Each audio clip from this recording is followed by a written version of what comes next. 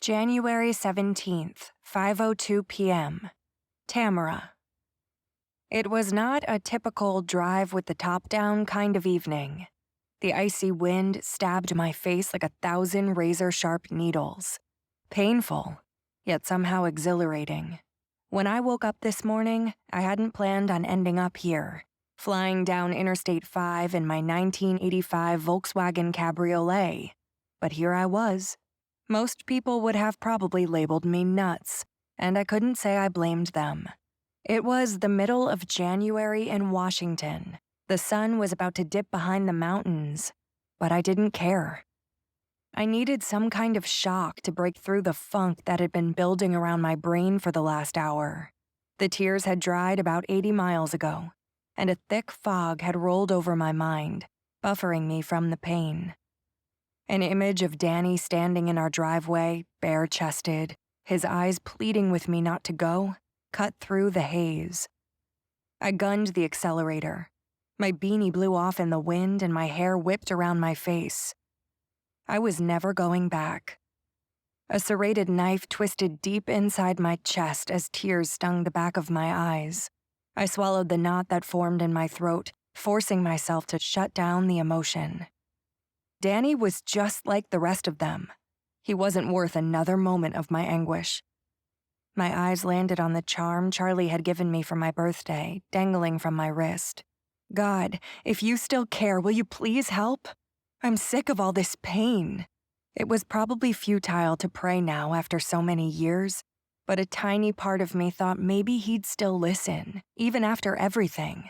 A stupid notion, no doubt. In the distance, a city came into view and I breathed a sigh of relief. Vancouver, which meant Portland was close. Soon I would be out of this state that held so many terrible memories.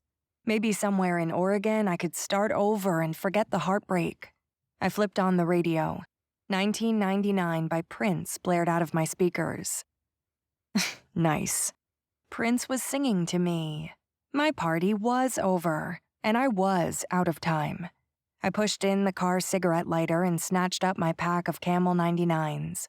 I lit one up, turned up the volume, and lost myself in the sharp beats of the chorus. I wanna party like 1999, I shouted, releasing my heaviness into the wind, letting the insanity take over. The number 99 from my smokes, coupled with the lyrics, lit up my brain. Was it a sign? Hope filled me for a moment, raising me above the dark clouds looming over my mind. Freedom, followed by a brief moment of clarity. Forget Danny. Forget ocean shores. From now on, I'd make my own destiny. Tonight I'm gonna party, I yelled again with the song. A billow of smoke rose from the hood of my car. Seriously? This was not happening. I punched the steering wheel and flipped on the turn signal. Was the car on fire? My heart sped up as I merged onto the exit and took the first left, desperately looking for a place to pull over. Smoke poured out from beneath my hood as if my car had become an active volcano. A few blocks ahead, I spotted a 7-Eleven. I took a sharp turn across traffic, pulled into the parking lot, and turned off my car. I grabbed my purse and bolted out of the vehicle. Considering my fortune, the car would spontaneously combust and leave me not only stranded, but also without access to my funds. Circling the car, I scanned underneath for flames. There wasn't any visible fire, and the smoke had died down some since I turned off the engine. Are you okay? A man stood on the other side of my car, face filled with concern. He was around 6 feet tall with a build that reminded me of Channing Tatum. His blue jeans and gray hoodie were snug enough to show he hit the gym quite a bit. Kinda chilly for a joyride, isn't it? Maybe a little. I tightened my scarf and rubbed my hands together. He must have thought I was a complete maniac. His mouth quirked up at the edges and the smile brightened his hazel eyes. I work across the street. He tilted his head toward the restaurant on the opposite side of the road. I couldn't help but notice you pull in. He stepped around the car and extended his hand. I'm Joe. Tamara. I shook his hand. You wouldn't happen to know a good mechanic, would ya? I do. But why don't you let me take a look at it? Could be something simple. As Joe walked to the front of the car, I settled back into the driver's seat and pulled the small lever under the steering wheel. He lifted the hood and disappeared behind it. I glanced in the rearview mirror, and heat flooded my frozen cheeks. Oh my goodness. It was worse than I thought. My hair was in ratted coils standing out in all directions like Medusa's snakes. My green eyes, usually my most striking quality, were lined with smudged mascara, making me look slightly deranged. Okay, maybe completely deranged. My pale cheeks seemed sunken, as if I wasn't getting the proper nutrition. I'd always been told I was a pretty girl, but at that moment, I looked worse than death. I grabbed a rubber band from my purse, raked my fingers through my hair, and pulled it up into a ponytail. Then I licked the pads of my thumbs and ran them under my eyes to remove the smudges. One more look in the mirror showed better. Not great, but better. I climbed out of my car and walked toward the front. Joe was leaning over, inspecting the motor. It looks like the radiator hose came loose and sprayed coolant all over the engine. That's what caused the smoke. He looked up and smiled. I can jury-rig it together for now, but it will just be a temporary fix.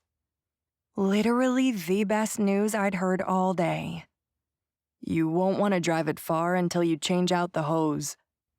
I bit my lip and glanced to the side. Being stuck anywhere wasn't good. Having to stay at a hotel could seriously drain my funds, and I only had enough to get by for a month or so. Something wrong? Joe asked, voice sincere and kind. My eyes met his. There was something about him that made me want to tell him everything. Was it his honest face? His warm eyes?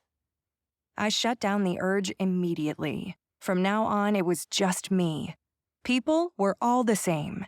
They always had an angle, and in the end, they would always hurt me. I averted my gaze. It's been a long day.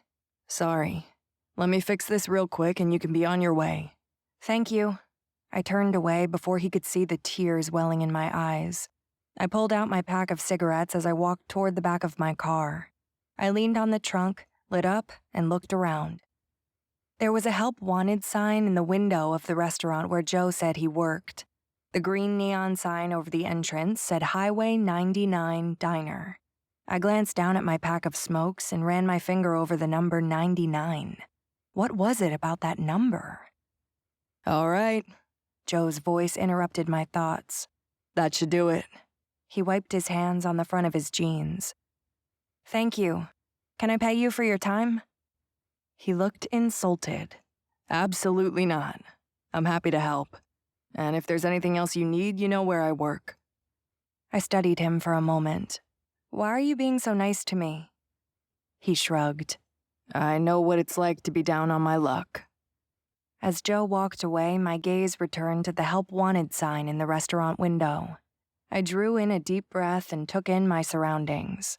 I was at the corner of 99th Street and Highway 99. A strange sensation worked its way through my entire body. Was this number leading me towards something better? Was it an omen that all of the truly awful things were behind me now? Maybe I could start all over right here. Maybe this time, it would be different. 1 year later. January 17th, 6:36 a.m. Tamra. A lot can change in a year's time. For me, not so much. Sure, the landscape was different. New town, new job, new people. But that was about it. I was no longer afraid of Ryan showing up on my doorstep to bring retribution for the money I stole from him. Now, I was just afraid of everyone else. I turned into the parking lot of the Highway 99 diner, parked in a spot near the back, and let out a deep yawn. Last night, as I tried to sleep, memories battered me like a buoy in a relentless storm. The night I left home, fleeing from Ryan, Danny's betrayal. They all pressed down on my soul like a giant vice, crushing the life out of it. I slammed the door on the way out of my car and drug my feet toward the diner. One of the 9s in the neon sign on the side of the restaurant had burnt out. How ironic. Looked like my omen was a dud, after all. It started to rain and I picked up the pace. I so did not want to work today. Yesterday I had pulled a double because one of my coworkers supposedly had family coming in from out of town. More than likely, she wanted to go party it up on a Friday night, but whatever. At least today was my Friday. The smell of bacon grease, coffee, and pancakes hit my nose as I walked through the door. Betty, the graveyard waitress, sneered. "You're late."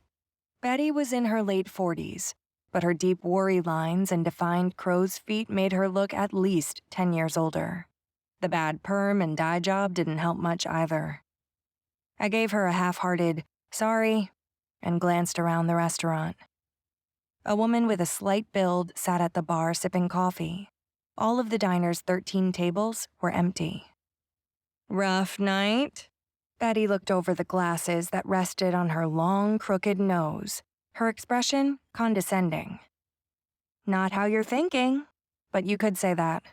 I couldn't sleep." I hurried across the room. The red and white tiled floor and fluorescent lights seemed as reproachful as Betty's mood. "Okay, who is he?" I snatched my apron from the hook behind the cash register. "There isn't anybody. I just had a lot of things on my mind and couldn't sleep. End of story." Not that it was her business either way. "Whatever you say, honey. Next time, just make sure you get here on time." I turned toward the kitchen and pushed through the double doors. Why was she busting my chops over a measly 6 minutes? She wasn't exactly Miss Punctual herself, and there was only one patron in the whole restaurant. Joe stood off to the left of the kitchen by the time clock. He had obviously just arrived, but no one was giving him a hard time about it. He stripped off his black pea coat and gray American Eagle beanie and ran a hand through his light brown hair. "Hey, Tam. How you doing?" His warm hazel eyes crinkled at the edges as he smiled. "I could use some coffee. Would you like me to pour you a cup?" I hung my jacket and purse on a hook next to the time clock and put on my apron. "Sure." He leaned his tall, beefy frame on the counter next to him. Joe was in his mid-20s, and honestly, completely adorable. Not that I thought of him like that. He had a sometimes girlfriend. One of those on-again, off-again affairs that was far too complicated to keep up with. Last I heard, they got back together, and she moved in with him. But I was never nosy enough to find out if that was true. Yawning, I handed him a cup of coffee. "I'm so glad I have tomorrow off. It's been a long week." "I hear that.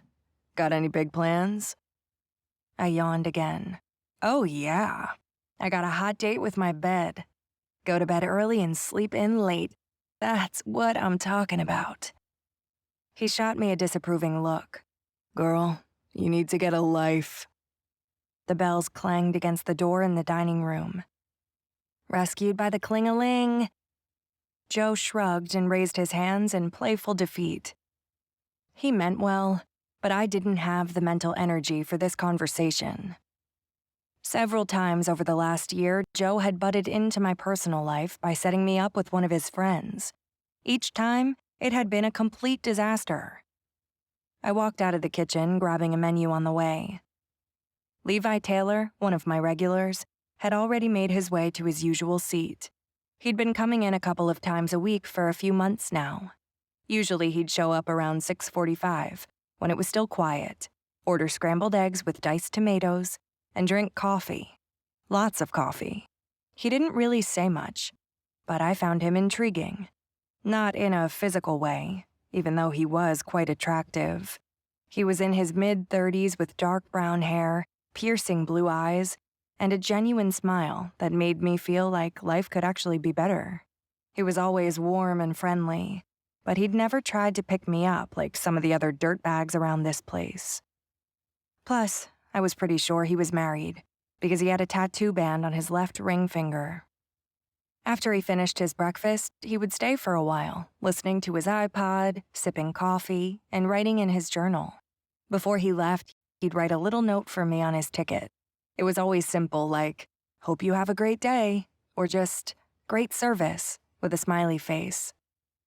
I filled a mug with coffee, walked over, and set it down in front of him. "Good morning, Levi. You want your usual?" He looked up at me and smiled. Yes, please. And keep the coffee coming. I think I need a little extra this morning. Sure. I'll make another pot. As I put in Levi's order, Joe placed 2 plates of food in the window. It looked like a number 3 from the menu, a trio of eggs, bacon, hash browns, and a triple stack of pancakes. Taking hold of the plates, I spun around and placed them down in front of the lady sitting at the bar. "Here you go." She grabbed her fork and dug into the stack of pancakes as if it was her first meal in weeks. I refilled her coffee cup and tried not to stare. It was hard not to, though. She reminded me of my younger sister. What was it exactly? Her dark hair? Her slight build? She looked up at me mid-bite and I quickly turned away. Her eyes held a pain that I was all too familiar with. Images of my last night at home crashed into me. The same vivid imagery that had kept me up last night. Memories. Who needed them? Everywhere I turned lately, something was reminding me of my past, when all I wanted was to forget. Around 7:15, things got busy, and just like that, I was running from one end of the diner to the next, trying to keep everything straight. My sleep deprivation made it a bit more difficult, but I made it through unscathed. Mornings like this made me wish my boss would hire someone to bust the tables. It took 35 minutes before I had a chance to clear Levi's booth. He had left enough money for his bill and the tip, but the note at the bottom of today's ticket felt different.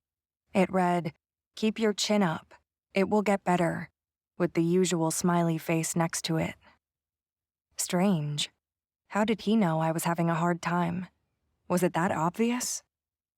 I looked around to make sure everything was taken care of, then ducked into the ladies' room to examine myself in the mirror. I did look a little tired, but not that bad. Shrugging it off, I headed back out to clean the rest of the dining room.